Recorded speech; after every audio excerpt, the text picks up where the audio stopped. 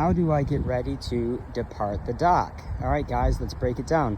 My name is Captain Rob, Puerto Rico and Great Lakes, and we're going to go over my pre-departure procedure right now. And so the first thing you do before you even leave the house to go to your boat is you want to check the weather. So many newer boaters that I talk to, they go to like their normal weather forecast that you see on the news or when you first click on your computer, and that's fine, except that forecast is going to tell you the chance of precipitation, is it going to be sunny, things like that. What you want to do is you want to look at a marine forecast. So what I usually do is go to NOAA on my computer. And when you're on your boat too, like if you turn on the weather on your radio, it's going to read the NOAA forecast. So I always look at that. It's a good one. And what it's going to tell you that's different than the regular weather is it's going to tell you wind speed, wind direction, wave height, wave dominant period. And those are the things that you really need to be aware of. Those are the things that are really going to affect your trip. So not just regular weather. It doesn't really matter if it's going to rain. I mean, that matters a little bit. But what you want to pay attention to is wind speed, wind direction, wave height, wave dominant period. So on my pre-departure procedure, before you even leave the house, make sure you guys do a thorough check of the weather. Okay, now we're getting down to the boat, and we're going to go in the procedure on the boat before we're actually departing. Now that we're down at the marina, one thing you want to look at is just look in the marina, and now you want to look at wind, current, and boat traffic here at the marina to see if it's going to create any issues actually departing your dock. I always like to look for flags. If you can see any flags on boats or a flagpole, that'll give you good an indicator of wind speed and direction. I can see a flag on this boat across the way here. It's not moving, and I can tell that the wind's not doing anything significant. The next thing you want to do is actually look at the water here in the fairway and see if if there's any movement to it. And there's no movement to speak of, so the wind and the current is not going to be any issue leaving the slip. And then the next thing you want to do is be mindful of boat traffic. But right now, that's something you want to pay attention to right before you actually depart. This is Friday morning right now, so if it was Saturday afternoon or Sunday afternoon, you could probably see the marina would be very, very busy. But in terms of marine traffic, that's something, just look at that right before you depart to see if you might need to you might need to wait for other boats or take something into consideration.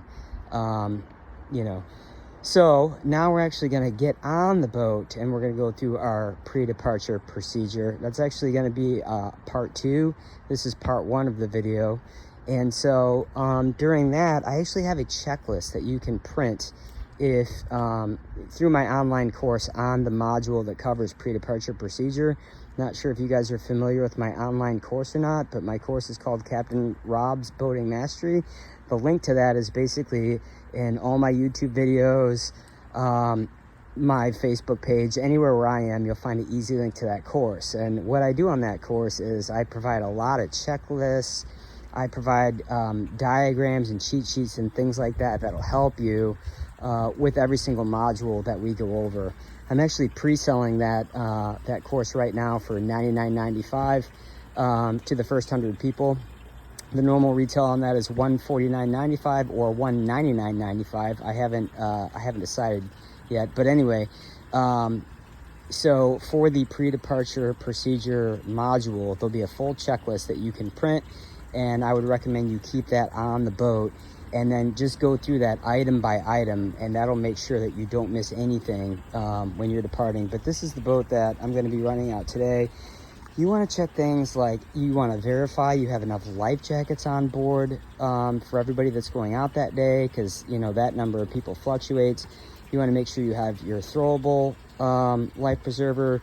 I would even recommend checking your flares. A lot of people buy flares and they never check them. Well, they expire every 2 years, and if you get boarded by the Coast Guard or by any law enforcement agency and those are expired, you're going to get a ticket. And on top of that, if you do get in trouble out there, you want to have flares, smoke, and the things that are going to contribute to saving your life. So those things are really important to have. So your life jackets, your flares, You know, you want to turn on your ship to shore radio and do a radio check on channel 16, make sure that's working properly. Get your GPS fired up, make sure that's working properly. Check your fuel levels, just everything. And like I said, the list that I have, the pre-departure checklist, will really make sure that you don't miss any of those things. So anyway, now I'm going to get on board and we're going to go through that checklist, but this is going to be pre-departure procedure part 2, video 2. So please continue on to the next video. I will if you're on YouTube, I will link part 2 in the description section of part 1. Okay guys, I hope you enjoyed the video. Please, if you haven't subscribed to the channel yet, please subscribe. Please like this video, it really helps grow the channel. And if you want to see everything that I have to offer, once again, I offer an online course, Captain Rob's Boating Mastery. You can find the link to that in my description, in the description section. I also do on the water boat instructing in both Ohio and Puerto Rico. We're in beautiful Puerto Rico right now. So if you guys are interested in any on the water instruction, I have a link to a Google form you can fill out to inquire more about that.